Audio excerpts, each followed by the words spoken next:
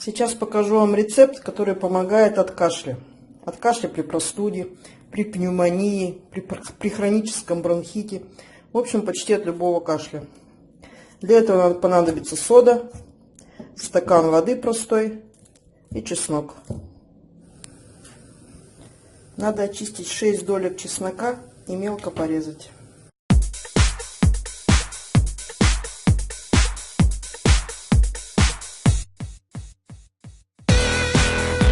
Маленькую кастрюльку или вот ковшик, как у меня.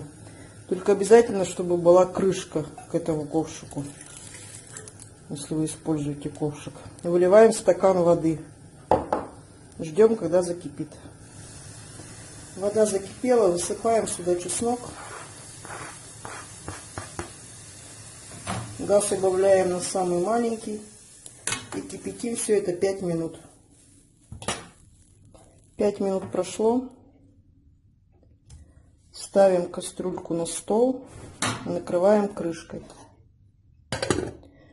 Укутываемся одеялом, хорошо, чтобы пар не выходил. И приоткрываем крышку и бросаем сюда чайную ложку соды. Вот, ингаляция готова. Бросаете соду и чуть-чуть взбалтываете, чтобы она разошлась. Теперь надо приоткрывать крышку и дышать. Делаем неглубокие вдохи сначала. 2-3 раза вдохнули носом, выдохнули ртом. Потом 2-3 раза медленно вдохнули ртом, выдохнули носом.